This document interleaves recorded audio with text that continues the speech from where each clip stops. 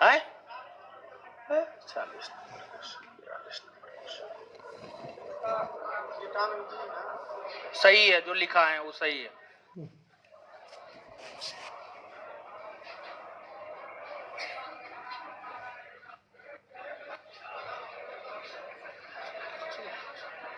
खुश रहिए। चलिए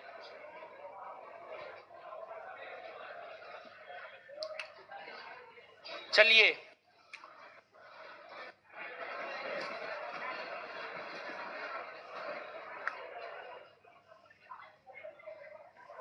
आ जाइए।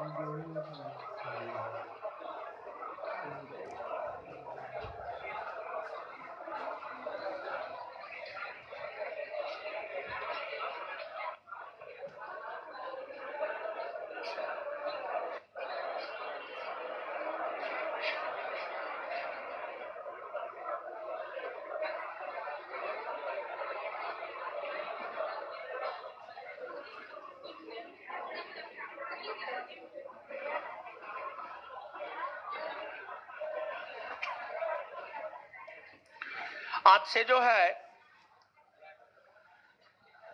आधुनिक भारतीय इतिहास के चौथे चैप्टर की शुरुआत हो रही है। और जो चौथा चैप्टर है वह है हम लोगों का भारत में ब्रिटिश शासकों की आर्थिक नीति एवं उसका प्रभाव। भारत में ब्रिटिश शासकों का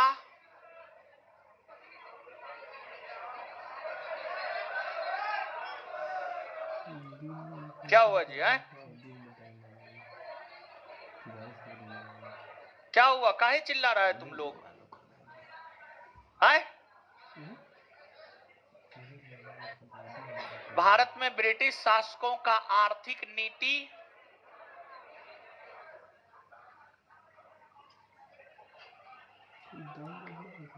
और उसका प्रभाव।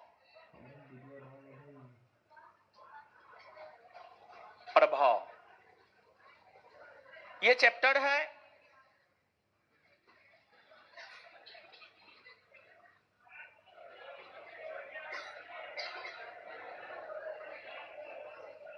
इस चैप्टर को हम लोगों को पढ़ना है।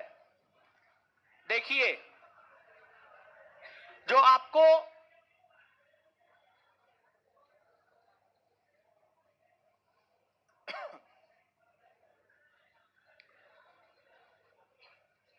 ब्रिटिश सरकार की नीतियां थी, ब्रिटिश सरकार की नीतियां जो है भारत को कहीं ना कहीं कंगाली के दौर में लाने में अपना महत्वपूर्ण भूमिका अदा किया। आपको जब तक ब्रिटिशों का आगमन भारत में नहीं हुआ था, जब तक ब्रिटिशों का आगमन भारत में नहीं हुआ था, तब तक या उससे पहले तक भारत की अर्थव्यवस्था काफी समृद्धशाली मानी जाती थी। और ब्रिटिशों के आगमन से पहले भारत की अर्थव्यवस्था विश्व की प्रमुख अर्थव्यवस्थाओं में शामिल हुआ करती थी। और भारत की अर्थव्यवस्था विश्व की प्रमुख अर्थव्यवस्थाओं में शामिल ही नहीं हुआ करती थी, बल्कि भारत की अर्थव्यवस्था उस समय नंबर 1 पर थी ब्रिटिशों के आगमन से पहले।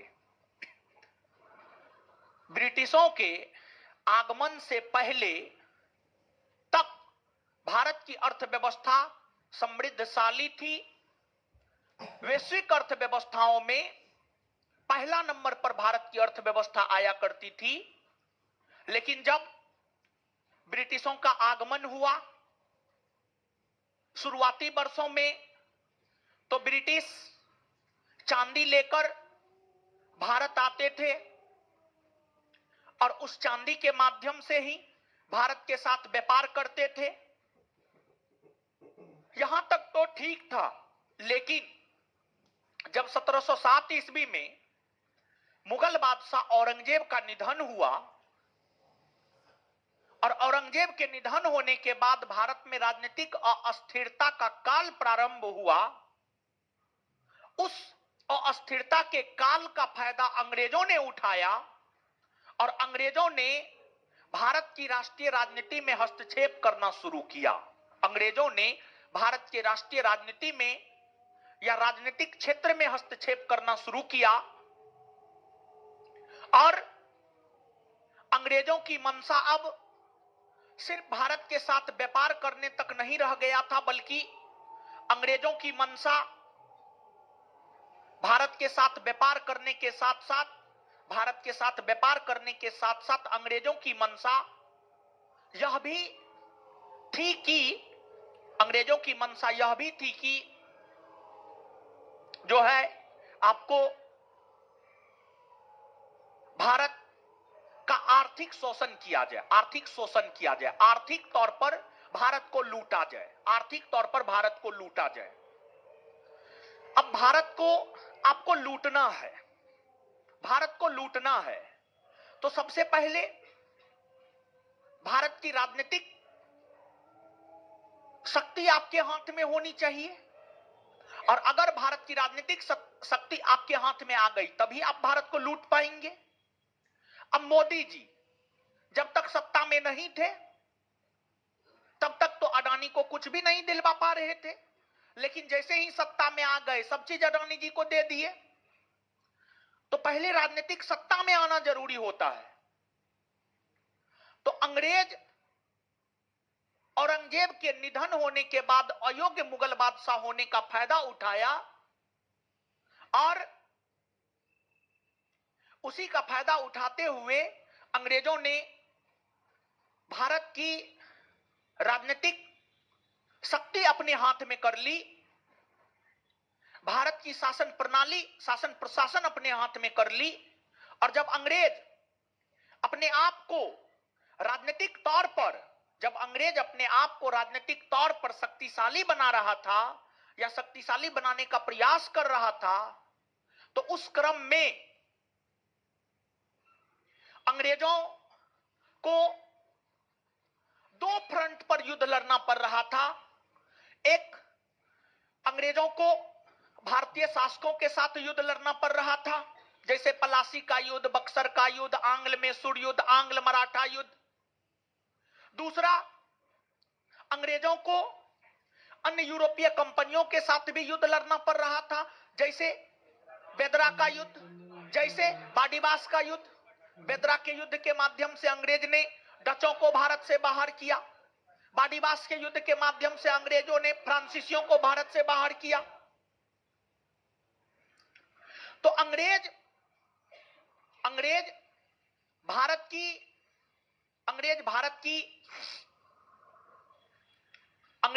की राजनीतिक शक्ति पर अपना अधिकार जमाने के लिए अंग्रेज भारत पर अपने राजनीतिक सत्ता की स्थापना को लेकर युद्ध लड़ रहे थे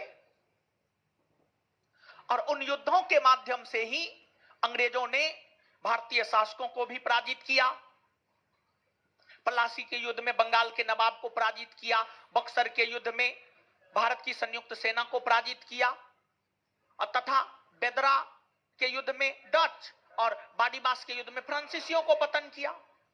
तो कुल मिलाकर के अंग्रेजों ने युद्ध के माध्यम से ही, युद्ध को जीत करके ही अंग्रेजों ने भारत में अपनी राजनीतिक प्रभुसत्ता को स्थापित किया। और जब अंग्रेज भारत में अपनी राजनीतिक प्रभुसत्ता को स्थापित कर लिया, तब अंग्रेज भारत का शोषण करना शुरू कर दिया। तब अंग्रेज भारत का शोषण करना शुरू कर दिया, भारत का शोषण करना शुरू कर दिया। जब अंग्रेज सर्वप्रथम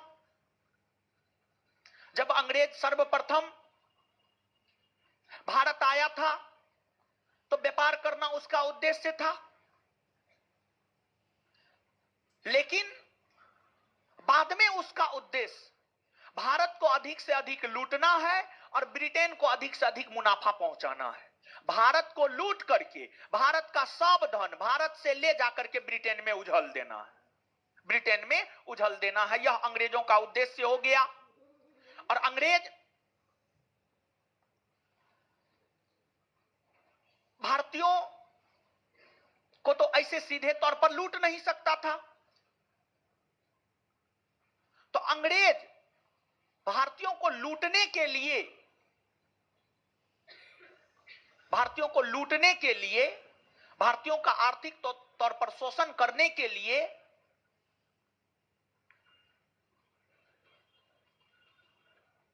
भारतीयों को यह कहा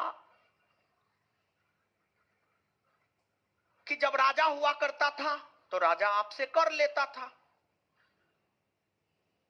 हम राजा से बेहतर शासन आपको उपलब्ध करवाएंगे, अब बदले में आप हमको कर दे दीजिए। तो भारत के लोगों को लगा जब बेहतर शासन दे रहा है, ऐसे भी राजतंत्र भी था, राजाओं का शासन भी था, तब पर भी कर देना ही पड़ता था। अब अंग्रेजों का शासन है तो अंग्रेज को भी तो कर देना ही है। तो भारतीय बहुत ज्यादा दूर तक इन चीजों को सोच नहीं पाए और भारतीयों को लुभा करके अंग्रेजों ने भारतीयों का शोषण जिन 3 भूराजस्व की प्रणाली के तहत अंग्रेजों ने किया है, वह 3 भूराजस्व की प्रणाली में एक है अस्थाई बंदोबस्त, दूसरा है रैयतबारी और तीसरा है महालबारी।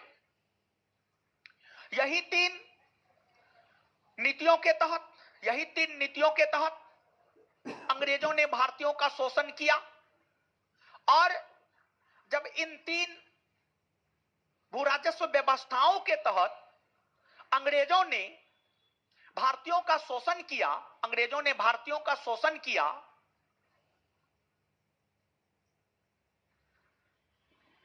बाद में जाकर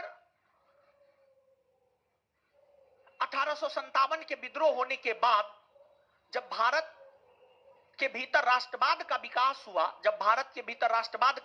हुआ, तो भारत के बुद्धिजीवियों ने इस और भारत के लोगों का ध्यान आकृष्ट करवाया कि अंग्रेज हम लोगों का तो शोषण कर रहा है।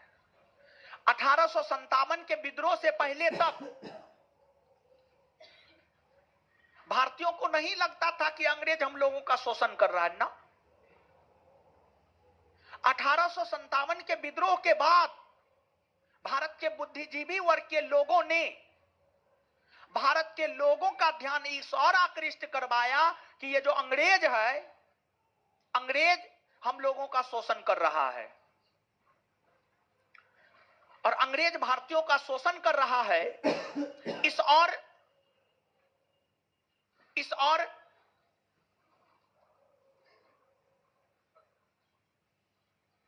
सर्वप्रथम ध्यान आकृष्ट करवाने का काम दादा भाई नेरोजी ने किया था। दादा भाई नेरोजी ने किया था। और दादा भाई नेरोजी ने जो है आपको एक सिद्धांत दिया था जिसे हम लोग धन के निष्कासन का सिद्धांत कहते हैं। धन के निष्कासन का सिद्धांत।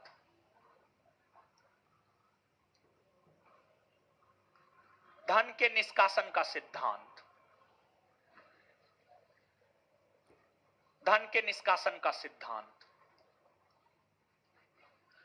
जिसको अंग्रेजी में ड्रेन ऑफ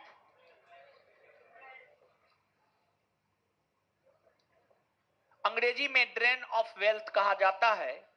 या धन के निष्कासन के सिद्धांत को ही जो है हम लोग धन के बहिर्गमन का सिद्धांत भी कहते हैं। धन के बहिर्गमन का सिद्धांत भी कहते हैं। धन के बहिर्गमन का सिद्धांत भी कहते हैं।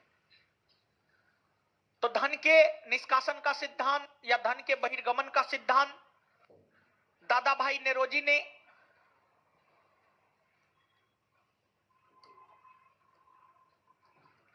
अपनी पुस्तक poverty and un-British rule in India नामक पुस्तक में दिया। और इस सिद्धांत के माध्यम से दादा भाई नेरोजी पहली बार भारत के लोगों का ध्यान इस और आकृष्ट करवाया कि जो अंग्रेज है, अंग्रेज हम भारतीयों का शोषण कर रहा है, अंग्रेज हम भारतीयों का शोषण कर रहा है। और इस बात का प्रसार दादा भाई नेरोजी ने सिर्फ भारत में नहीं किया, बल्कि इस बात का प्रसार दादा भाई नेरोजी ने इंग्लैंड भी जाकर किया। भारत के भीतर भारत के लोगों को बताया कि ऐसा हो रहा है, और इंग्लैंड जाकर इंग्लैंड की सत्ता को चेताया और कहा कि आप लोग भारतीयों का शोषण कर रहे हैं। देखिए होता क्या था, आप इस बात को ऐसे समझिएगा, आप अपने पर लेकर समझिएगा। जैसे मान लिया जाए कि आपका गार्जियन आप पर पैसा खर्च कर रहा है, आपका गार्जियन आप पर पैसा खर्च कर रहा है, और आप पटना में चाय दुकान पर सुट्टा मारते हैं, इको पार्क में लड़की को घुमाते हैं। हल्ला मत कीजिए, समझिए, हल्ला नहीं तो क्या कभी सफल हो पाइएगा? नहीं। वही आपका गार्जियन आप पर पैसा खर्च करता है, आप रेगुलर क्लास करते हैं, 7 से 8 घंटा घर पे पढ़ते हैं, सिलेबस का बार बार रिवीजन करते हैं, टेस्ट देते हैं, तो आप सफल हो जाएंगे। आप सुट्टा मारते हैं फिर भी आपका गार्जियन आप पर पैसा खर्च कर रहा है, आप पढ़ते हैं तब पर भी आपका गार्जियन आप पर पैसा खर्च कर रहा है, तो सुट्टा मारने वाली स्थिति में आप सफल नहीं होंगे, मतलब आप पे खर्च करने का कोई फायदा होगा नहीं। और अगर आप पे खर्च करने का कोई फायदा नहीं हुआ, मतलब वो धन बर्बाद हो गया। अगर आप सफल होकर के नहीं जाते हैं, अगर आप अपने जीवन में सफल नहीं हुए हैं, मतलब अभी जो आपका गार्जियन आपके ऊपर खर्च कर रहा है वह बेकार है। लेकिन वही आप पे आपका गार्जियन खर्च कर रहा है, आप मेहनत कर रहे हैं, आप सफल होकर के घर जाते हैं, तो साकार हो गया। तो वो जो पहला वाला स्थिति है, वो पहला वाला स्थिति दादा भाई नेरोजी ने समझाया। दादा भाई नेरोजी ने यह कहा कि देखिए, भारत से भारत का धन बाहर जा रहा है, इससे हमको कोई आपत्ति नहीं है, लेकिन हमको आपत्ति इस बात से है कि भारत से भारत का धन बाहर जा रहा है, लेकिन उससे भारतीयों को कोई फायदा हो नहीं रहा है। सुट्टा मारेंगे, लड़की घुमाएंगे, तो क्या होगा? वही होगा जो होना होगा। तो मतलब भारत से भारतीयों का धन बाहर जाए, लेकिन उससे भारतीयों को फायदा होना चाहिए। अब भारत से भारतीयों का धन बाहर जा रहा है, लेकिन उससे भारतीयों को कोई फायदा नहीं हो रहा है। यही बात तो दादा भाई नेरोजी ने बताया। इसी को तो धन के निष्कासन का सिद्धांत कहा जाता है। और ब्रिटिश सरकार की, अंग्रेजी सरकार की जो नीतियां थी, उन नीतियों ने ही भारत में भूखमरी, बेरोजगारी, अकाल, गरीबी, इन सभी को जन्म दिया। और तब फिर जब भारत में अकाल पड़ गया, तब अंग्रेजों ने अकाल पर नियंत्रण पाने के लिए अकाल आयोग सबका गठन किया, अकाल आयोग सबका गठन किया, अकाल आयोग का गठन किया। तो अलग अलग कालखंड में हमेशा देखिए अंग्रेज हमेशा यही सोचता था कि भारतीयों के शरीर के नस से खून कैसे निकाल ले, कितना अधिक से अधिक खून निकाले, इतना निकाले कि मर जाए। सिरिंज घुसा करके पूरा खून निकाल लेता था। तो क्या होगा, पूरा खून निकलेगा तो शरीर बर्बादी न होगा जी, है? तो अंग्रेजों की नीतियां खून चूसने वाली नीतियां थी, जिसने भारत को कंगाली के दौर में लाकर खड़ा कर दिया। तो जो धन के निष्कासन का सिद्धांत है, धन के निष्कासन के सिद्धांत का समर्थन, धन के निष्कासन के सिद्धांत का समर्थन भारत के अन्य बुद्धिजीवियों ने किया, भारत के अर्थशास्त्रियों ने किया, जैसे आरसी दत्त हो गए, महादेव गोविंद राणा डे हो गए। इन लोगों ने धन के निष्कासन के सिद्धांत का समर्थन किया और कहा कि ना, दादा भाई नेरोजी सही बोल रहे हैं। और दादा भाई नेरोजी ने धन के निष्कासन को अनिष्टों का अनिष्ट कहा, अनिष्टों का अनिष्ट कहा, और आरसी दत्त ने इसे बहते हुए घाव के समान बताया, बहते हुए घाव के समान बताया। कई सारे पत्र पत्रिकाओं ने भी धन के निष्कासन के सिद्धांत का समर्थन किया, जैसे आपको अमृत बाजार पत्रिका का नाम आप सुने होंगे, शिशिर कुमार घोष। अमृत बाजार पत्रिका ने धन के निष्कासन के सिद्धांत का समर्थन किया, अमृत बाजार पत्रिका ने धन के निष्कासन के सिद्धांत का समर्थन किया और कहा ना, दादा भाई नेहरू सही कह रहे हैं। और शुरुआती वर्षों में जब कांग्रेस की स्थापना 1885 ईस्वी में हुई थी तो कांग्रेस इस बात को स्वीकार नहीं किया, लेकिन बाद में जाकर जब कांग्रेस थोड़ा मजबूत हुआ और निर्णय स्वयं लेना शुरू किया, तब कांग्रेस ने भी धन के निष्कासन के सिद्धांत को स्वीकार किया था, कांग्रेस ने भी धन के निष्कासन के सिद्धांत को स्वीकार किया था। और कांग्रेस ने अपने 1896 के कलकत्ता अधिवेशन में धन के निष्कासन के सिद्धांत को स्वीकार किया था, धन के निष्कासन के सिद्धांत को स्वीकार किया था। और दादा भाई नेरोजी ही पहले भारतीय हैं जो इस और तो भारत के लोगों का ध्यान आकृष्ट करवाए हैं कि भारत का आर्थिक तौर पर शोषण हो रहा है, साथ ही साथ भारत के लोगों के राष्ट्रीय आय की गणना भी उन्होंने किया, भारत के लोगों के राष्ट्रीय आय की गणना भी उन्होंने किया। पहली बार बिहार दरोगा का यह पूछा हुआ क्वेश्चन है, भारत के लिए राष्ट्रीय आय की गणना करने वाले प्रथम भारतीय राजनेता कौन थे, तो आंसर होगा दादा भाई नेरोजी, दादा भाई नेरोजी होगा। तो जो आपको ब्रिटिशों की नीतियां हैं, ब्रिटिशों की नीतियां हैं, अंग्रेजों की नीतियां हैं, अंग्रेजों की नीतियों में जो आपको 3 भूराजस्व नीतियां हैं, अस्थाई बंदोबस्त, महलबारी, रैयतबारी, इसको हम लोग थोड़ा सा समझ लेते हैं।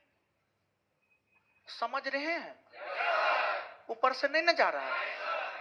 हाँ, तो ऐसा तो कुछ नहीं बोले हैं कि ऊपर से जाना चाहिए, हाँ नहीं ना।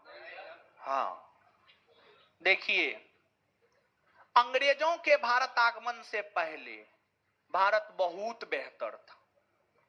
अंग्रेजों ने लूट कर कंगाल बना दिया, फिर भारत गरीब हो गया। कंगाल बनाकर अंग्रेज गया, जब तक भारत कंगाल नहीं बना तब तक अंग्रेज नहीं गया, पूरा लूट लिया। और तब अंग्रेज 1947 में चला गया। 1947 के समय भारत बहुत गरीब था, बहुत। चलिए, तो अब आप इस बात को समझिएगा कि जो 3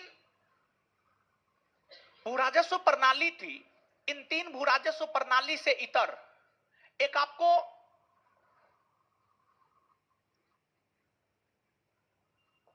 इजारेदारी प्रथा भी था। इजारेदारी प्रथा का बहुत ज्यादा महत्व है नहीं, लेकिन अस्थाई बंदोबस्त, अस्थाई बंदोबस्त। 2 नंबर में रैयतबारी बंदोबस्त, रैयतबारी बंदोबस्त। और 3 नंबर में महालबारी बंदोबस्त।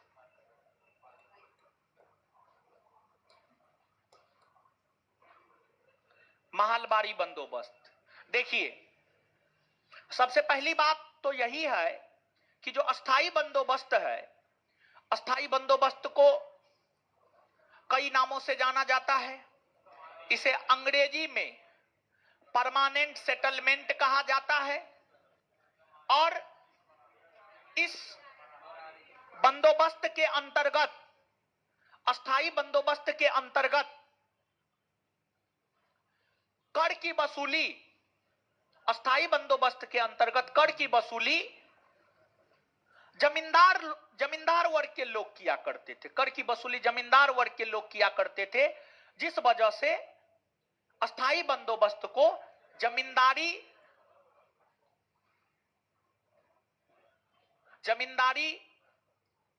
प्रथा भी कहा गया, जमींदारी प्रथा भी कहा गया।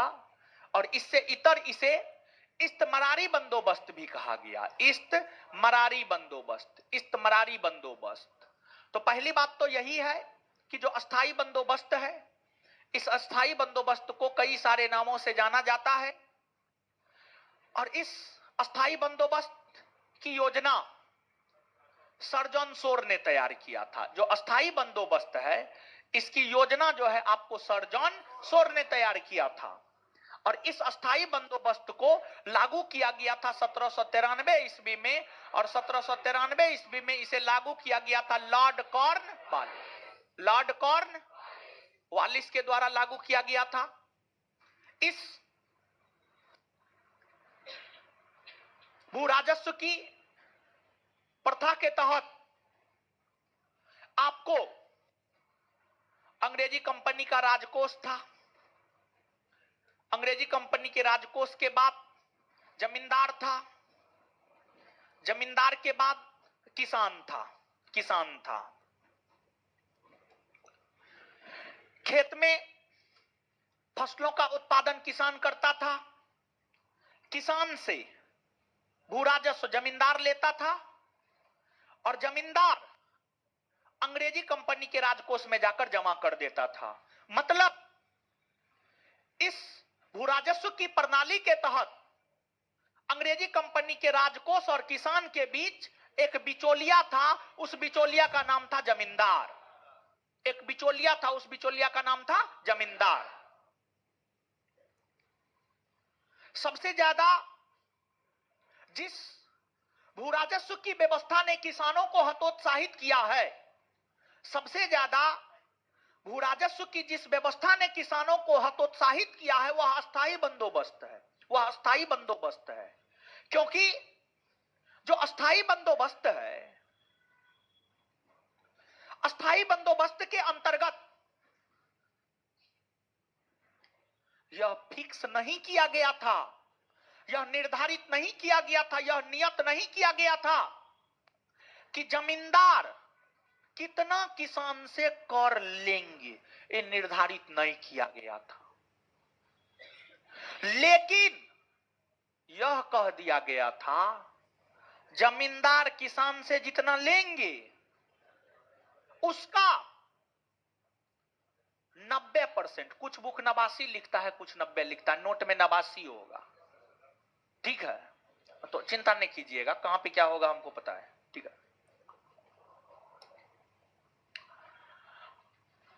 तो इस भू राजस्व की प्रणाली के अंतर्गत यह नियत नहीं किया गया था कि जमींदार किसान से कितना लेगा, लेकिन यह कह दिया गया था जमींदार किसान से जितना लेगा उसका 90% अंग्रेजी कंपनी के राजकोष में देगा, अब बाद बाकी जमींदार 10% अपने पास रखेगा, 10% अपने पास रखेगा।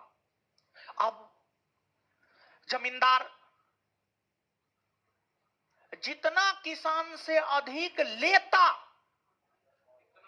उतना जमींदार को बचता, उतना जमींदार को बचता, जिस कारण जमींदार किसानों से अधिक भू राजस्व लेने लगा, किसानों से अधिक भू राजस्व लेने लगा।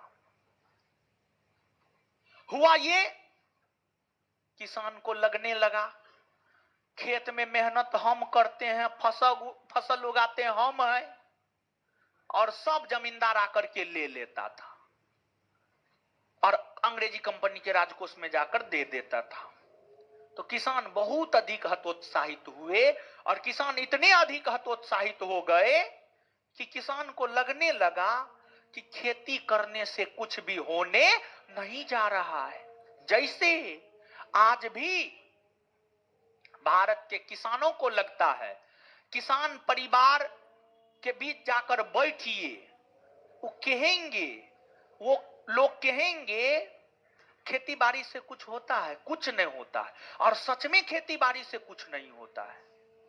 अगर खेती बाड़ी से कुछ होता तो किसान अपने बेटा को पढ़ने के लिए पटना नहीं भेजता, और अगर खेती बाड़ी से कुछ होता तो किसान अपनी बेटी के विवाह के लिए जमीन नहीं बेचता। तो खेती बाड़ी से कुछ होता नहीं है। आप में से अधिकतर ऐसे बच्चे होंगे, अधिकतर ऐसे छात्र होंगे जिनके पिताजी किसान होंगे, अधिकतर। लेकिन आप लोग तो यहां पर आने के बाद लगता है कि पता नहीं कहां आ गए हैं, कितना स्वतंत्र हो गए हैं।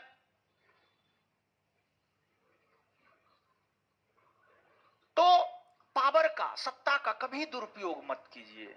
आपको जो पैसा दिया गया है, जो पावर दिया गया है, स्वतंत्रता पूर्वक निर्णय ले सकते हैं, पैसा दिया जाता है, उसका आप लोग दुरुपयोग करते, दुरुपयोग मत कीजिए। अंग्रेज यहां पर दुरुपयोग किया अपने पावर का, भले 1793 में नहीं, 1947 में तो अंग्रेज को भारत छोड़कर जाना पड़ा। और अंग्रेज बहुत पापी है, ब्रिटिश बहुत पापी है। ब्रिटिशों के कारण लाखों की संख्या में भारतीय लोग मौत के घाट उतार दिए गए। तो पापी हुआ ना जी, बहुत बड़ा पापी, समझ गए। और यह जो व्यवस्था थी, इस व्यवस्था के अंतर्गत यह भी प्रावधान किया गया था कि एक निश्चित और निर्धारित तिथि निर्धारित किया गया था कि फलना तिथि को सूर्य अस्त होने से पहले कंपनी के राजकोष में भू राजस्व जमा हो जानी चाहिए, और अगर भू राजस्व जमा नहीं होती है तो जमींदारों की जमींदार छीन कर किसी दूसरे को दे दी जाएगी। अब कोई चाहेगा कि उसकी जमींदारी छीन ली जाए? जमींदारों का समाज में एक सम्मान होता था, एक ओहदा होता था जमींदारों का। तो जमींदार चाहेगा कि उनका ओहदा समाप्त हो जाए। मोदी जी चाहेंगे कि उनका प्रधानमंत्रित्व पद चला जाए? कभी नहीं चाहेंगे। मोदी जी तो यह चाहेंगे जब तक हम जीवित रहे तब तक हम प्रधानमंत्री के पद पर रहे। तो पद हर किसी को प्यारा होता है, आप हो, हम हो, कोई भी हो, उससे मतलब नहीं, पद हर किसी को प्यारा होता है। तो जमींदार इसलिए भी जो है आपको जोर जबरदस्ती करके कर की वसूली किया करता था। और यह जो निर्धारित था कि जमींदार एक निश्चित तिथि के सूर्यास्त होने से पहले तक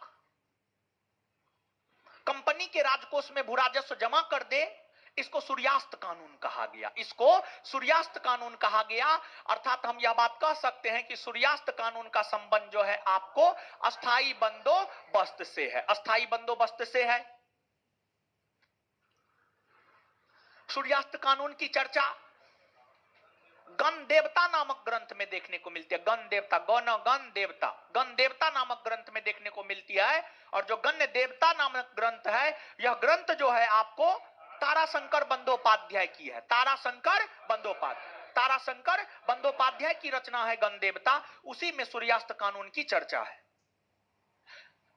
यह जो अस्थाई बंदोबस्त है 1793 में लागू हुआ था।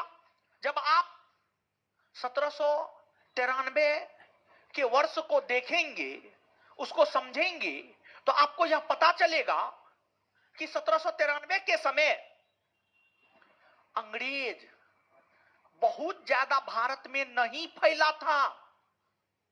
1793 तक अंग्रेज भारत में बहुत ज्यादा नहीं फैला था।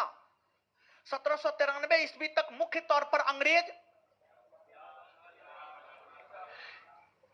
इन क्षेत्रों में अंग्रेजों का अधिकार हो गया था और दक्षिण भारत के अंतर्गत कर्नाटक के क्षेत्र पर अधिकार हो गया था। मैसूर के क्षेत्र पर थोड़ा बहुत अधिकार हो गया था।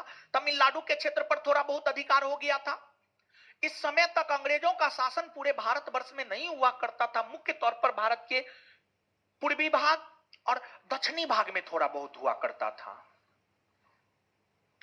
तो अंग्रेज ने अस्थाई बंदोबस्त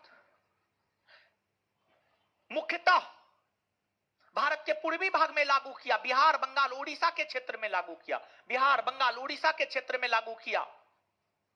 और अस्थाई बंदोबस्त संपूर्ण ब्रिटिश शासित क्षेत्र के जितने प्रतिशत भूभाग पर ब्रिटिशों का अधिकार था,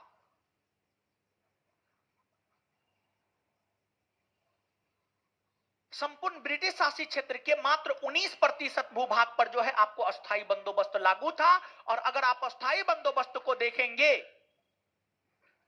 तो अस्थाई बंदोबस्त ने अंग्रेजों को आर्थिक तौर पर मजबूत तो किया ही, साथ ही साथ भारत में उसको एक सहयोगी भी जमींदार के तौर पर मिल गया। भारत में उसको एक सपोर्ट करने वाला भी जमींदार के तौर पर मिल गया। अंग्रेज अगर चाहता, कॉर्नवालिस अगर चाहता, तो कॉर्नवालिस जमींदारों के बजाय किसी और के थ्रू, किसी अंग्रेज अधिकारी के थ्रू कर की वसूली कर सकता था। लेकिन कॉर्नवालिस बड़ी तेज था। कॉर्नवालिस अमेरिका में युद्ध हार चुका था, धोखा खाया हुआ इंसान था। हम आपको कितनों समझा देंगे लड़की के पीछे मत भागिए, फिर भी आप भागिएगा। एक बार धोखा मिल गया ना तो फिर नहीं भागिएगा। तो धोखा जो होता है ना बड़ी जरूरी होता है। तो कॉर्नवालिस जो कि अमेरिका में हार चुका था, वो हार कॉर्नवालिस को भारत में काम आया, वो अनुभव काम आया। जैसे बाबर मध्य एशिया का शासक था, अब मध्य एशिया में उज्बेकों से बार बार हार रहा था, लेकिन वही हार भारत में काम आ गया।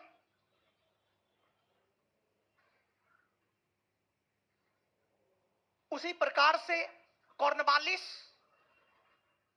आत्ममंथन किया कि अमेरिका में हमारी हार क्यों हुई, और आत्मविश्लेषण करते हुए कॉर्नवालिस ने यह सोचा कि भारत में तो ब्रिटिश पताका लहराना है। और कॉर्नवालिस अपने पहले के अनुभवों के आधार पर ही यह सोचा थोड़ा कम ही पैसा कंपनी को आएगा, लेकिन कुछ भारतीय हमारे समर्थन में रहना चाहिए। इसलिए अस्थाई बंदोबस्त के अंतर्गत कर वसूली करने का अधिकार जमींदार को दिया गया था। तो जमींदारों ने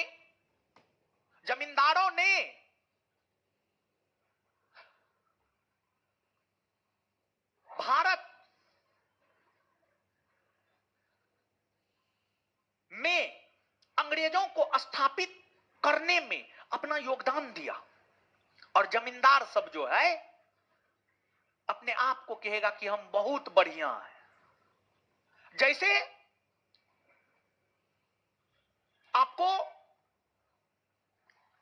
जयचंद के कारण भारत में इस्लामी सत्ता की स्थापना हुई, जमींदारों के कारण भारत में ब्रिटिश सत्ता की स्थापना हुई, यह बात कहा जा सकता है। जमींदारों ने भी भारत में ब्रिटिश सत्ता को स्थापित करने में अपना योगदान दिया है। तो ये आपको अस्थाई बंदोबस्त के विषय में हुआ। दूसरा है आपको रैयतबारी बंदोबस्त। रैयतबारी बंदोबस्त, अंग्रेजों ने जो भूराजस्व की 3 प्रणाली अपनाई, भूराजस्व की उन तीनों प्रणालियों में जो ठीक ठाक, थोड़ा ठीक ठाक प्रणाली थी, वह आपको रैयतबारी बंदोबस्त या रैयतबारी प्रणाली थी। रैयतबारी प्रणाली में अंग्रेजी कंपनी का राजकोष था, राजकोष था और किसान था। किसान था। किसान और अंग्रेजी कंपनी के राजकोष के बीच में कोई बिचौलिया नहीं था, कोई बिचौलिया नहीं था।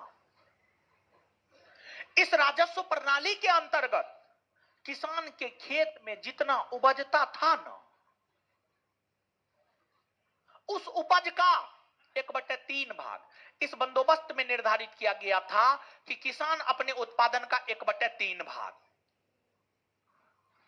किसान अपने खेत में उत्पादन का 1/3 भाग अंग्रेजी कंपनी के राजकोष में सीधे तौर पर जाकर जमा कर देगा। और इस व्यवस्था के अंतर्गत अंग्रेजी कंपनी के राजकोष और किसान, अंग्रेजी कंपनी के राजकोष और किसान के बीच कोई बिचौलिया नहीं था, कोई बिचौलिया नहीं था। किसान सीधे तौर पर जाकर के जमा करता था। यह बंदोबस्त 30 वर्षों के लिए लागू किया गया था।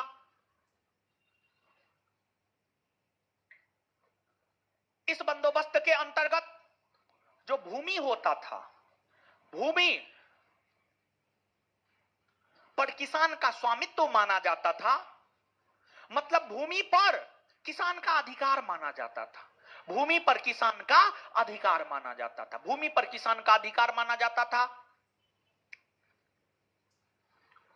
और किसान भूमि बेच भी सकता था, गिरवी भी रख सकता था, लेकिन अंतिम तौर पर भूमि पर ब्रिटिशों का ही अधिकार था। क्योंकि अगर इस बंदोबस्त के अंतर्गत किसान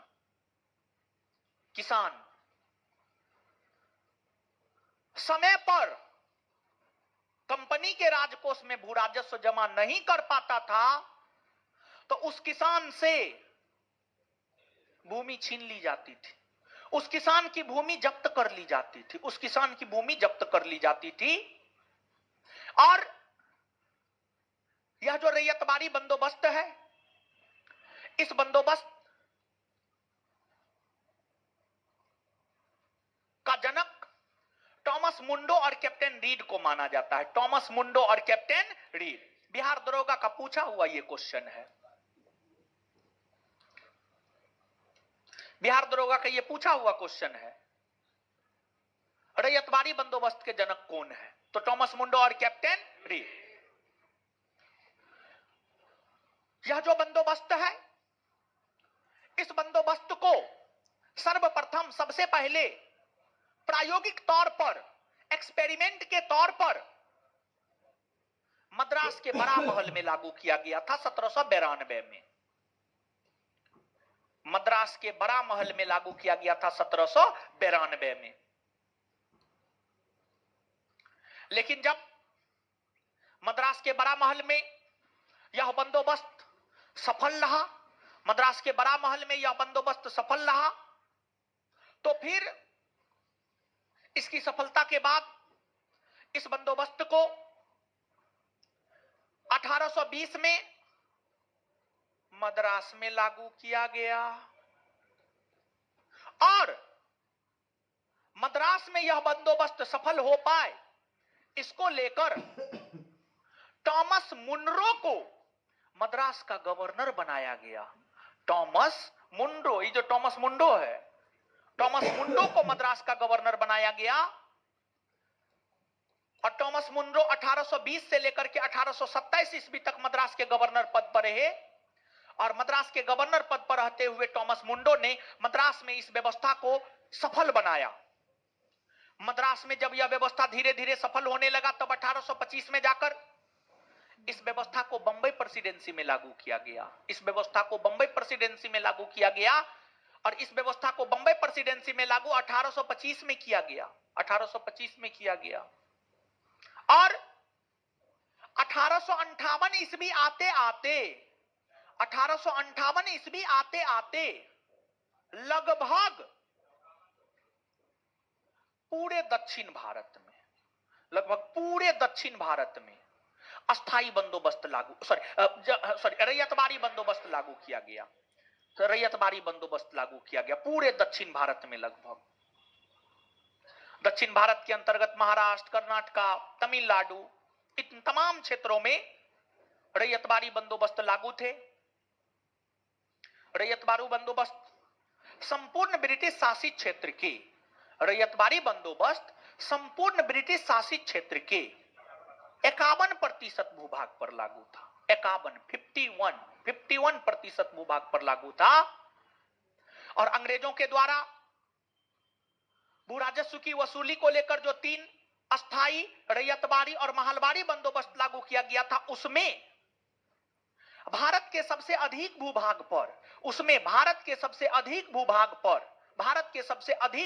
पर, रैयतबारी बंदोबस्त लागू था। भारत के सबसे अधिक भूभाग पर रैयतबारी बंदोबस्त लागू था।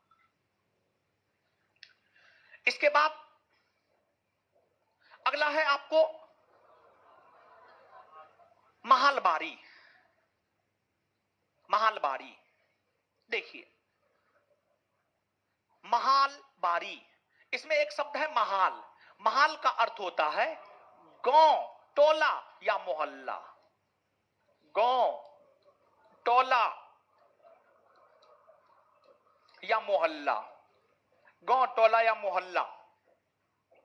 और रैयत में, रैयत का अर्थ होता है किसान।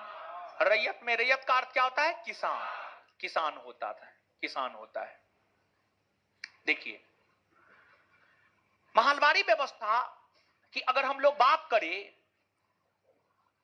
तो जो महलबारी व्यवस्था है, इसमें महल का अर्थ होता है गांव, टोला या मोहल्ला। गांव, टोला या मोहल्ला। इस महलबारी व्यवस्था के अंतर्गत कंपनी का राजकोष होता था।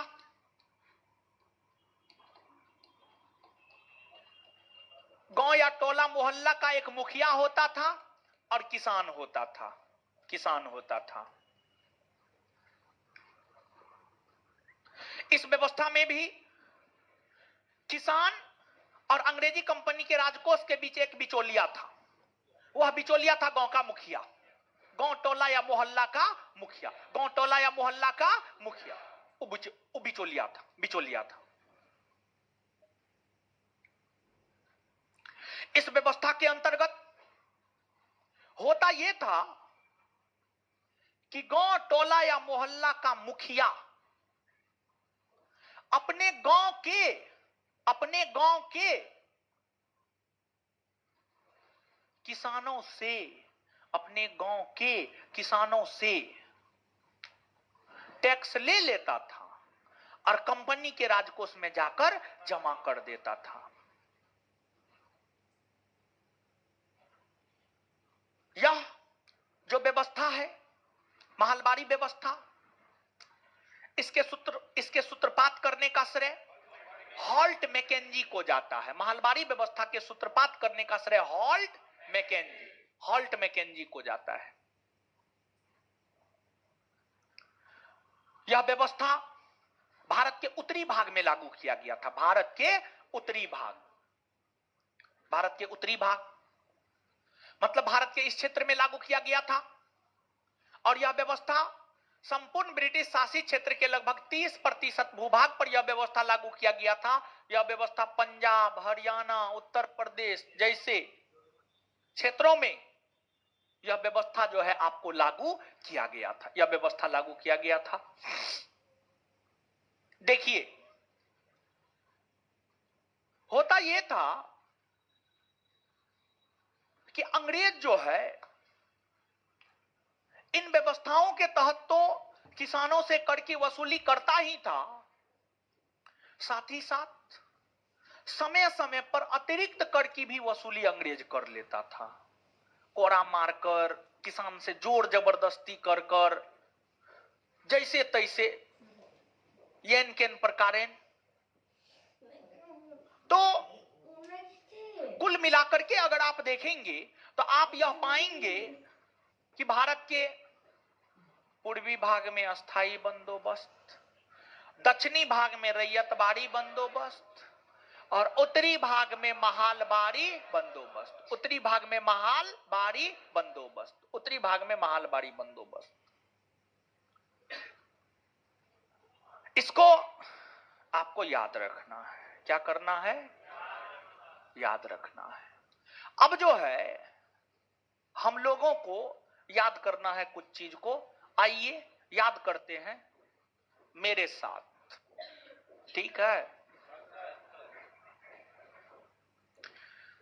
अंग्रेजों के आगमन से पहले भारत की अर्थव्यवस्था अच्छी थी या खराब? है? अच्छी थी ना। अंग्रेजों ने भारतीयों का आर्थिक शोषण किया, राजनीतिक शोषण किया या दोनों किया? दोनों किया है? दोनों। अंग्रेज जब अपने आप को भारत में स्थापित करना चाह रहा था तो अंग्रेजों को क्या सिर्फ भारतीय राजा महाराजा से लड़ना पड़ रहा था? सिर्फ ब्रिटिश शक्ति से लड़ना पड़ रहा था या दोनों से? है? दोनों से ना। अंग्रेज जब सबसे पहले व्यापार करने आया तो क्या लेकर व्यापार करने आता था? चांदी। क्या? चांदी। चांदी का सिक्का। और जानते हैं भारत को सोने का चिड़िया क्यों कहा जाता है? देखिए, अंग्रेजों के आगमन से पहले भारत का व्यापार काफी समृद्धशाली था। भारत का व्यापार दक्षिणी एशिया, पश्चिमी एशिया, यूरोप सब देश के साथ हुआ करता था। तो जो सब देश के साथ अंग्रेज का व्यापार हुआ, भारत का व्यापार हुआ करता था और भारतीय वस्तु की मांग विदेशों में बहुत अधिक थी, तो विदेशी सोना चांदी लेकर आता था, भारत को देता था और वस्तु लेकर चला जाता था। तो इसी कारण भारत को बहुत अधिक सोना चांदी की प्राप्ति हो गई थी और यही कारण है कि भारत को सोने का चिड़िया कहा जाने लगा था। भारत को सोने का चिड़िया कहा जाने लगा था। अब अंग्रेजों ने अपनी आर्थिक नीतियों के तहत भारतीयों का शोषण किया। अंग्रेजों ने अपनी आर्थिक नीतियों के तहत भारतीयों का जो शोषण किया, उस और भारतीयों का ध्यान सर्वप्रथम आकृष्ट किसने करवाया? दादा भाई नेहरू जी। दादा भाई, बहुत लड़का लड़की बैठल है मुंह बंद करके, उसको लगता है उसका ससुराल है क्या? कि ससुराल में देखिए नहीं भी कुछ बोलिएगा ना, समय पे सब चीज मिल जाएगा, लेकिन वो भी मुश्किल से 6 महीना साल भर। मुश्किल से, मुश्किल शब्द का प्रयोग किए, मुश्किल से। हाँ, समझे? ससुराल में अगर चाहते हैं पूरा सम्मान मिले जीवन भर, दहेज नहीं लीजिएगा, समझे? दहेज नहीं लीजिएगा, अब बीबी का आधा काम कीजिएगा, पूरा सम्मान मिलेगा। ससुराल में आपका सम्मान कौन करेगी? आपकी बीबी करेगी। आपकी बीबी आपका सम्मान करेगी, तभी सालियों सम्मान करेगी। बीवी सम्मान ना करेगी तो सालियों सम्मान ना करेगी, समझे? चलिए चलिए आगे आइए, बोलिए, मुंह से आवाज निकाल लिए, तो चश्मा फोड़ देंगे, माफी को देख के बोल रहे, मुंह तोड़ देंगे। इधर लड़कियों लोग बहुत नहीं बोलती है, समझे? बकलोलवी सब। चलिए सुनिए अब, धन के निष्कासन का सिद्धांत किसने दिया? आए, धन के निष्कासन का सिद्धांत किसने दिया? धन के निष्कासन को, अनिष्टों का अनिष्ट किसने कहा? दादा भाई, दादा भाई, धन के निष्कासन के सिद्धांत को, अनिष्टों का अनिष्ट किसने कहा? दादा भाई, धन के निष्कासन के सिद्धांत को बहता हुआ घाव किसने कहा? RC, RC, RC Ramesh Chandra, Ramesh Chandra. Economic history of India किसकी रचना है? RC Dutt. RC, economic history of, economic history of India किसकी रचना है? RC, RC. अच्छा, कौन पत्रिका ने धन के निष्कासन के सिद्धांत का समर्थन किया? अमृत बाजार पत्रिका। अमृत बाजार कौन पत्रिका? अमृत बाजार, अमृत बाजार। कांग्रेस ने धन के निष्कासन के सिद्धांत को कब स्वीकार किया? 1896 का कलकत्ता अधिवेशन। 1896 का, 1896 का। Poverty and un British rule in India किसकी रचना? आए, poverty and un British rule in India किसकी रचना? दादा भाई, दादा भाई नेरोजी की। भारत के लिए राष्ट्रीय आय की गणना सर्वप्रथम किसने किया? दादा भाई, दादा भाई। देखिए, एगो बात सुनाते हैं, समझाते हैं, समझिएगा। देखिए, भारत के राजा जब भारत की आम जनता से, भारत के राजा जब भारत के आम जनता से टैक्स लेता था, तो वह टैक्स भारत में ही रहता था और उस टैक्स का प्रयोग भारत के निर्माण में ही किया जाता था। लेकिन जब अंग्रेज भारतीयों से टैक्स लेने लगा, तो वो पैसा भारत में नहीं, ब्रिटेन जाने लगा। कहां जाने लगा? कहां जाने लगा? अगर मान लिया जाए ब्रिटिश टैक्स हमसे लिया, भारतीयों से टैक्स लिया, अब भारते में उस पैसा को रखा, भारते के विकास में लगाया, तब इससे कोई फर्क पड़ता? तो अंतर यही था। आप लोग क्वेश्चन नहीं पूछे थे, दिमाग में आना चाहिए कि भारतीय राजा भी टैक्स लेता था, ब्रिटिश भी टैक्स लिया, इसमें तो कोई बहुत बड़ी बात नहीं है। लेकिन बहुत बड़ी बात है, भारतीय राजा यहीं रखता था। अब ब्रिटिश जब लेने लगा तो सब पैसा कहां आए? ब्रिटेन भेज। समझे? कुछ समझ में आ रहा है? चलिए, इसके बाद अंग्रेजों ने कर की वसूली को लेकर कितने बंदोबस्त को लागू? कितने बंदोबस्त? 3 गो ना। 3 गो बंदोबस्त। कौन कौन? अस्थाई, रैयतबारी और, अच्छा, अस्थाई बंदोबस्त को क्या क्या कहा जाता? Permanent settlement.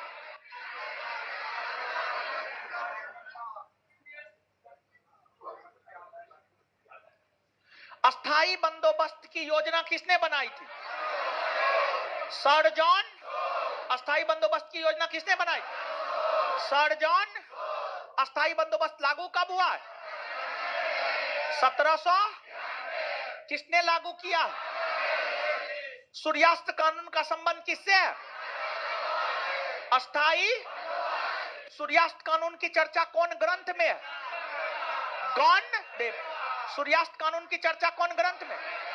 आए सूर्यास्त कानून की चर्चा कौन ग्रंथ में?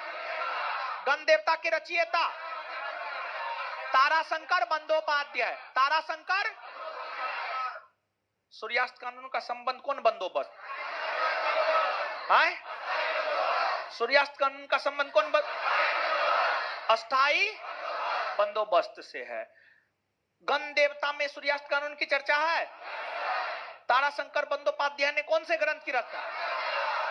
गण देवता। अच्छा, अस्थाई बंदोबस्त में अंग्रेजी कंपनी के राजकोर और किसान के बीच बिचौलिया कौन था? कौन था? अच्छा, यह जो है, यह बंदोबस्त जो है भारत के कौन भाग में? पूर्वी भाग में ना। भारत के कौन भाग में? कितना प्रतिशत? कितना प्रतिशत? कौन कौन से राज्य? बिहार, बंगाल, ओडिशा ना। आगे, रैयत का अर्थ क्या होता है? रैयत का अर्थ किसान होता है। रैयतबाड़ी व्यवस्था के अंतर्गत अंग्रेजी कंपनी के राजकोष और किसान के बीच कोई बिचौलिया था? आए? नहीं ना था। इसके अंतर्गत कितना लिया जाता था? उत्पादन का 1/, कितने वर्षों के लिए लागू किया गया? रैयतबाड़ी बंदोबस्त के जन्मदाता थॉमस मुंडो और कैप्टन। रैयतबाड़ी बंदोबस्त के जन्मदाता थॉमस मुंडो और कैप्टन। रैयतबाड़ी बंदोबस्त प्रायोगिक तौर पर सर्वप्रथम कहां लागू हुआ? मद्रास के बड़ा महल। कब? 1700। मद्रास के बड़ा महल 1792। इसके बाद आगे बताइएगा कि आपको जो रैयतबाड़ी बंदोबस्त है, रैयतबाड़ी बंदोबस्त मद्रास में कब लागू हुआ? 1800। मद्रास में इस बंदोबस्त को सफल बनाने के लिए मद्रास का गवर्नर किसे बनाएगा? मद्रास का गवर्नर किसे बनाए? थॉमस मुंडो मद्रास के गवर्नर पद पर कब से कब तक रहे? 1820 से 1800। थॉमस मुंडो मद्रास के गवर्नर पद पर कब से कब तक रहे? 1820 से 1800। यह बंबई में कब लागू किया गया? बंबई प्रेसिडेंसी। बंबई प्रेसिडेंसी। यह संपूर्ण ब्रिटिश शासित क्षेत्र के कितने प्रतिशत? भारत के कौन भाग में? दक्षिण भारत ना। तीनों भू राजस्व की व्यवस्था में सबसे अधिक भूभाग पर कौन? आए? रैयत। चलिए, महाल का अर्थ क्या होता है? गांव, टोला या? अच्छा, इस व्यवस्था के अंतर्गत अंग्रेजी कंपनी के राजकोर और किसान के बीच कोई बिचौलिया था? गांव का मुखिया ना। चलिए, मालबारी बंदोबस्त का जनक हॉल्ट। मालबारी व्यवस्था का जनक हॉल्ट मैकेंजी। मालबारी व्यवस्था भारत के कौन भाग में? उत्तर भारत में ना। कितने प्रतिशत भूभाग? कितने प्रतिशत? कितने प्रतिशत? 30%। इतना बात समझ में आया? अब देखिए, नोट को एक बार पूरा पढ़ लीजिएगा। एक क्लास और नोट ना है आय तोड़ी। ये का हो गया? सुबह में निकाले? सुबह में तो हम भेज दिए थे।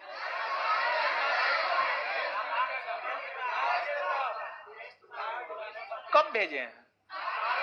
7 बजे। हाँ, सुबह में 7 बजे। 7:11 में। हाँ, उस टाइम जगे थे। सो के जगे ना तो पता चला कि नोट नहीं भेजे। मैसेज किए थे। मैसेज कितना का पढ़े हो? चलिए, बहुते मैसेज आता है, कितना का पढ़े? नहीं पढ़ते। बहुते का आता है। मोबाइल देखिए ना मेरा, पगला जाइएगा मैसेज देख देख के। चलिए, और सब मजा में?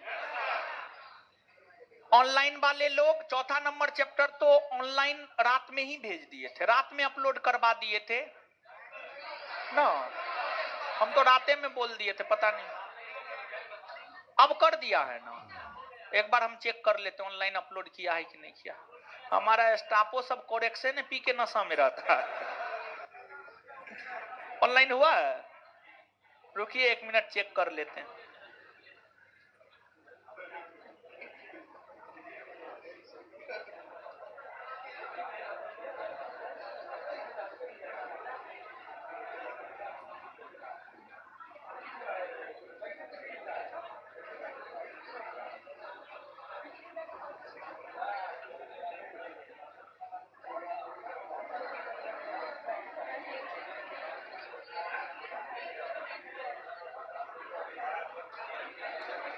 हो गया है,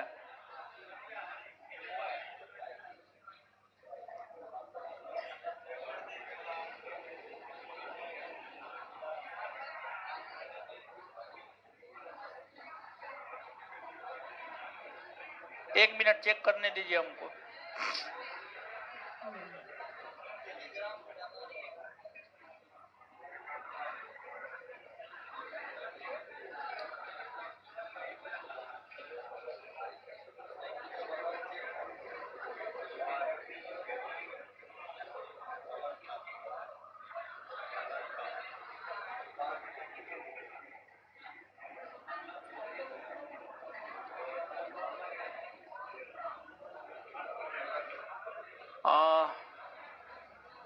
मॉडर्न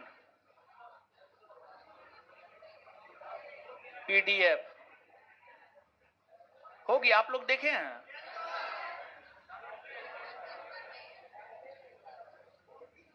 पीडीएफ सेक्शन नजर कहाँ आ रहा है?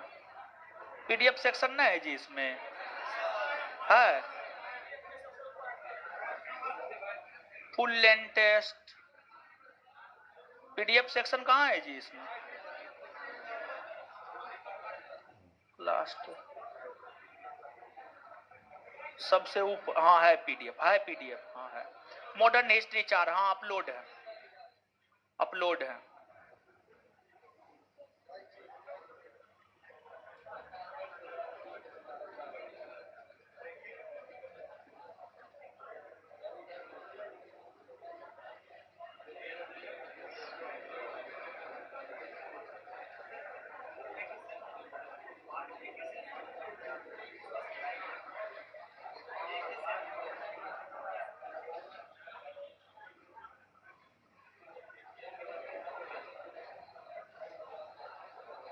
चलिए है, अपलोड है।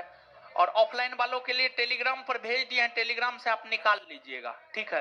एक क्लास इसमें और लगेगा, ये चैप्टर खत्म हो जाएगा, एक क्लास और खत्म हो जाएगा, फिर नेक्स्ट क्लास में खत्म करके जो है उसका क्वेश्चन आंसर भी करवा देंगे, ठीक है।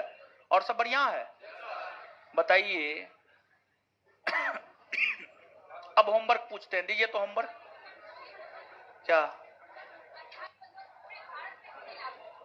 पूरे भारत में ब्रिटिश का शासन था ही नहीं उस समय, 1793 में उसी क्षेत्र में, बाद में क्यों नहीं लागू किया? देखिए हर क्षेत्र की अपनी अलग अलग एक समस्या होती है, ठीक है। तो जो दक्षिण भारत था ना, दक्षिण भारत में जमींदारी प्रथा बहुत ज्यादा प्रचलन में नहीं था, दक्षिण भारत में जमींदार सब बहुत ज्यादा सशक्त नहीं था, इसलिए भी, ठीक है। दक्षिण भारत में किसाने अपने आप में सशक्त था। चलिए होमवर्क क्या सब था?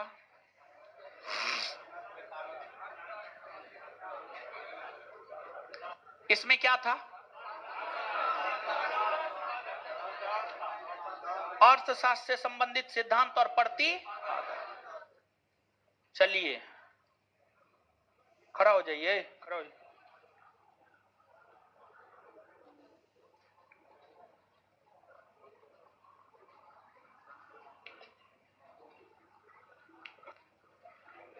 प्लानिंग एंड दी पुअर के प्रतिपादक वीएस मिन्हास, बैठ जाइए, चश्मा वाला खड़ा हो जाइए। असंतुलित विकास सिद्धांत के प्रतिपादक हर्ष में, बैठ जाइए। चलिए उधर चश्मा वाली खड़ा होइए तो। अरे आपकी जो वो दोस्त थी वो कहाँ है? घर गई हुई है। विकास का सिद्धांत किसने दिया है? दादा भाई नेरोजी।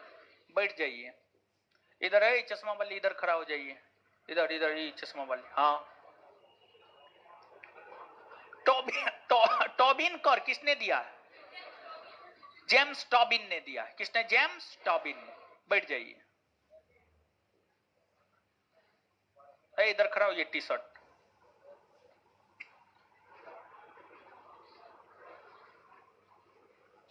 प्रबल धक्का सिद्धांत किसने दिया? रोजेस्ट्रीन रोडा। रोजेस्ट्रीन रोडा। बैठ जाइए, इधर है लड़का खड़ा हो जाइए। क्षति पूरक राजकोषीय सिद्धांत किसने दिया है? काइन पढ़े, जॉन मेनार्ड किन्स। बैठ जाइए, पीछे वाले खड़ा हो जाइए। कर दय क्षमता सिद्धांत किसने दिया है? क्लार्क। किसने? क्लार्क। क्लार्क। बैठ जाइए, उसके पीछे वाले खड़ा हो जाइए। जीरो बेस बजटिंग किसने दिया है? Peter pier. पीटर पायर ने दिया है। चलिए, इसके बाद ये विविध व्यक्ति परिचय आप अपना देख लीजिएगा। इसके बाद अगला होमवर्क है बिहार पुलिस अवर निरीक्षक नियुक्ति प्रारंभिक परीक्षा का हल प्रश्न पत्र। बिहार पुलिस अवर निरीक्षक नियुक्ति प्रारंभिक परीक्षा का हल प्रश्न पत्र। परीक्षा तिथि 11/3/2018, द्वितीय पाली। बिहार में पहला कांग्रेस अधिवेशन कहां हुआ है? बांकीपुर में। इसमें टोटल 100 का 100 टोटल 100 में 15-20 को तो करेंटे होगा, 80 को क्वेश्चन याद करके आना है। ठीक है, 80 क्वेश्चन देख लीजिएगा पूरा, अगले क्लास में पूछेंगे। तो इस बुक से अगला होमवर्क है आपका पेज नंबर 35 में बिहार पुलिस अवर निरीक्षक नियुक्ति प्रारंभिक परीक्षा का हल प्रश्न पत्र। परीक्षा तिथि 11/3/2018, द्वितीय पाली। ठीक है, इसको देख लीजिएगा। पूरे 100 क्वेश्चन है। 50 कौन चीज का? बच्चा है आप लोग, ग्रेजुएट हो गए हैं। 50 को मुंह तोड़ देंगे हम, 50 को का नाम लिए तो 50 को। चलिए, इसमें क्या था? छठी सदी ईस्वी पूर्व में राजनीतिक दशा न। अगला है, सुन लीजिए, यूनानी आक्रमण। ये छोटा चैप्टर है। ठीक है, 100 क्वेश्चन उसमें दिए हैं, इसलिए सिर्फ एगो छोटा सा चैप्टर देता है, यूनानी आक्रमण। चैप्टर नंबर 8, इससे चैप्टर नंबर 8 यूनानी आक्रमण करना है। चैप्टर नंबर 8 यूनानी आक्रमण करना है। ठीक है, अब जवाब दीजिए फटाफट। भारत के प्राचीनतम प्राप्त सिक्के किसके थे? चंद प्रद्योत किस प्राचीन गणराज्य के राजा थे? अवंती। कहां के? चंद प्रद्योत किस प्राचीन गणराज्य के राजा थे? कहां के? अभिलेखीय साक्ष्य से प्रकट होता है कि नंद राजा के आदेश से एक नहर खोदी गई। कहां? कहां? कलिंग में खोदी गई। उज्जैन का प्राचीन नाम है अवंतिका। विश्व का पहला गणतंत्र वैशाली में किसके द्वारा स्थापित? लिच्छवी। किसके द्वारा? किसके द्वारा? लिच्छवी। किस राजा ने पाटलिपुत्रा बसाया था? उदयन ने ना। 16 महाजनपदों की सूची कहां है? अंगुत्तर। मगध की राजधानी कहां है? राजगिरी या गोदावरी नदी के तट पर कौन सा महाजनपद? कौन? अशोक। अजात शत्रु के वंश का नाम? कौन वंश? गौतम बुद्ध के समय का प्रसिद्ध वेद जीवक जिसके दरबार से संबंधित था, वह था बिंबी।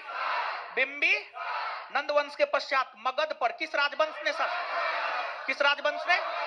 मौर्य वंश ने। मगध में नंद वंश का संस्थापक महापदम नंद। ठीक है, अगला होमवर्क भी दे दिया। उदायन किया। उदायन होगा। चलिए ठीक है, इससे आगे अगले क्लास में मिलते हैं। धन्यवाद।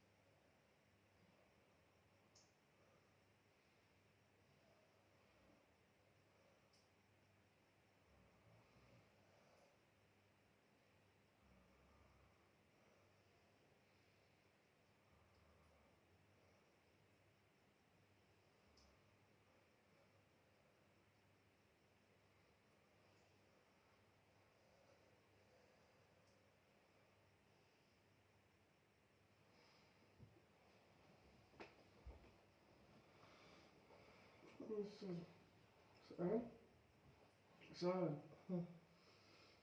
इम्तियाज दूंगा कोई तो कीजिए ना।